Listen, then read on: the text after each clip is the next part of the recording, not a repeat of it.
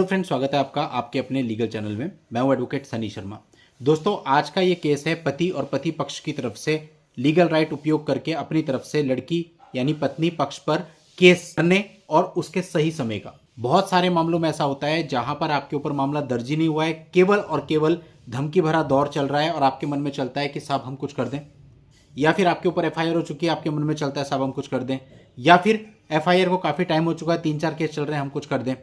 तो ये सही निर्धारित करना कि एक्चुअल में आपको अपनी तरफ से कब स्टेप लेना चाहिए और क्या स्टेप लेना चाहिए, उस पर यह वीडियो आज का रहने वाला है। और ये बहुत ही इंपॉर्टेंट चीज़ है दोस्तों, क्योंकि जो लिटिगेशन है इसके अंदर जब तक आप टाइमली एक्शन नहीं लोगे तब तक आपको उसका रिजल्ट भी नहीं मिलेगा। बहुत सारे लोग हैं ऐसे टाइम पे बोलते हैं सर मुझे अपनी तरफ से कुछ करना है, जब कुछ हो ही नहीं सकता। तो इसका सही समय क्या होगा, तो एक एक करके हम इसको समझ लेते हैं। और दोस्तों, आगे बढ़ने से पहले आपको कहना चाहूंगा, अभी तक भी अगर आपने चैनल को सब्सक्राइब नहीं किया है तो कानूनी सोच चैनल को सब्सक्राइब करके नोटिफिकेशन बेल पर जरूर क्लिक कर लें, ताकि इस प्रकार की वीडियोज आपको निरंतर मिलती रहें और हमारा मोटिवेशन भी बना रहे। तो दोस्तों, पहली परिस्थिति जहां पर शादी हो गई, शादी के बाद बवाल कट रहा है, पत्नी बार बार मायके जा रही है और आपके मन में आ रहा है कि क्या मैं कुछ कर दूं, और बहुत से तो डाइवोर्स ही फाइल कर देते हैं। इस स्टेज पर आपको अभी कुछ भी नहीं करना है।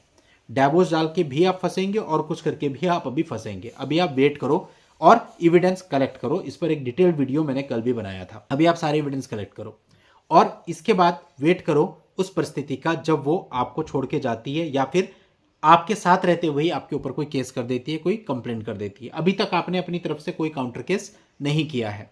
क्यों? क्योंकि लड़की का वर्जन अभी तक रिकॉर्ड पर नहीं आया है। अगर आप अभी कुछ करने की चेष्टा करोगे, वहां से कॉल आएगा, लड़की को पता चलेगा आपने कोई कंप्लेंट करी, वो आपकी कंप्लेंट का पूरा देखेगी सब कुछ, और फिर उन सब का काउंटर बनाते हुए अपनी एफआईआर दर्ज करेगी और आपको सीधा सीधा नुकसान हो जाएगा। आपका केस तो जीरो होगा ही, आपके ऊपर जो एफआईआर होगी वो भी डबल इंटेंसिटी के साथ हो जाएगी। हो सकता है वैसे नॉर्मल से एफआईआर होती, लेकिन अब वो एफआईआर आपकी हार्ड हो जाएगी, तो आपको तकलीफ हो जाएगी। तो आप तब तक कुछ मत करिए जब तक पत्नी अपनी तरफ से कोई कंप्लेंट, कोई केस, कोई एफआईआर दर्ज ना कर दे। मतलब उसकी तरफ से उसका जो वर्जन है वो ऑन रिकॉर्ड आ जाए। अगर उसकी एफआईआर हो जाती है या वो कोई कंप्लेंट कर देती है, कुछ भी कर देती है, तो उसका वर्जन ऑन रिकॉर्ड आ गया, फिर वो उसको चेंज नहीं कर पाएगी, उसे वही वर्जन अपना रखना पड़ेगा। इसके बाद आप काउंटर प्लान करेंगे तो अच्छा रहेगा। यानी अब इन शॉर्ट आप इस बात को ऐसे कह सकते हैं कि यदि पत्नी अपनी एफआईआर दर्ज कर चुकी है, आपके ऊपर 125 सीआरपीसी का केस फाइल कर चुकी है, या फिर डीवी केस कर चुकी है, या फिर ये तीनों ही कर चुकी है, आपको काउंटर केस प्लान करना चाहिए। आपको सोचना चाहिए कि आपके लीगल राइट्स के अकॉर्डिंग आप उनके ऊपर क्या क्या चीजें कर सकते हैं। अब ये वो दौर होता है जब एफआईआर हो चुकी है, पुलिस आपको बुला रही है, इन्वेस्टिगेशन चल रही है, इसी बीच आपको करना है। अगर आप वेट करते रहते हो और 2 साल के बाद आप जगते हो कि मुझे काउंटर केस करना है, तो उन चीजों का कोई मतलब होता नहीं है।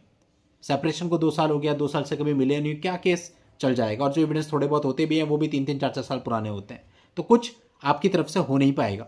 तो इसलिए जब चीज़ों की शुरुआत हो रही है, चीज़ें गरम गरम हैं, आपकी एफआईआर हुई है या आपके ऊपर कोई केस आ चुका है, अब आपको तुरंत विद इन अ मंथ उनके ऊपर जो भी करना है, 1 केस, 2 केस, 3 केस, जो भी आप करना चाहते हैं वो आप कर दीजिए।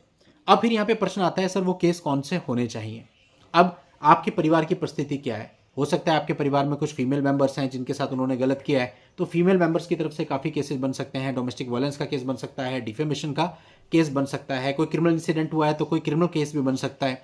अगर पुलिस आपकी हेल्प नहीं करती, आपकी एफआईआर दर्ज नहीं करती, जैसा कि जनरली होता है, तो आप डायरेक्टली कोर्ट में कंप्लेंट केस भी फाइल कर सकते हैं। यानी अगर आपके घर में 2 फीमेल मेंबर्स भी हैं, तब भी केवल 2 फीमेल मेंबर्स की तरफ से 6 केस उनके ऊपर बन सकते हैं, जिनमें उन सभी लोगों को इन्वॉल्व किया जा सकता है जिन जिन लोगों ने घटना कारित करी है या फिर उसमें सहयोग दिया है। तो आप सोचिए कि 6 केसेस लड़ना, क्योंकि उन्होंने भी आपके ऊपर 3 केस किए हुए हैं, अगर अभी आपने भी 3-4 केस कर दिए तो हिसाब हो जाता है बराबर।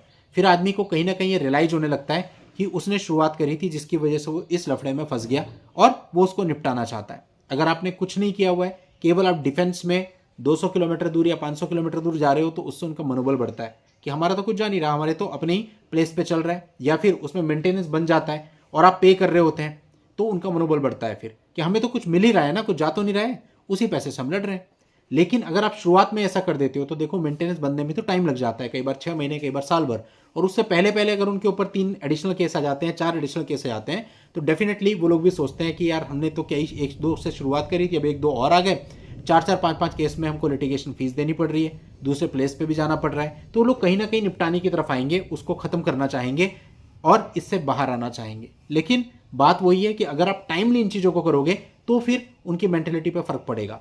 अगर आप चीज़ें टाइम बार्ड हो चुकी हैं, आप जा रहे हैं, उससे पहले उनका मेंटेनेंस बन चुका है अच्छा खासा, वो मेंटेनेंस पे हो रहा है, तो फिर ये सारी चीज़ें वर्क नहीं करती। सेकेंड, ये सब चीज़ें टाइम बार्ड भी हो जाती हैं, तो फिर ये चीज़ स्टैंड भी नहीं हो पाती और दिक्कत आपको आती है, तकलीफ आपको आती है। तो आपको हमेशा इनिशियल स्टेज पे जब आपके ऊपर एफआईआर या कोई केस होता है, उसी समय पर जो भी लीगल राइट उपयोग करना है वो कीजिए और रेमेडी लीजिए और इससे बाहर आ जाइए। अदरवाइज इसका कोई रास्ता नहीं है।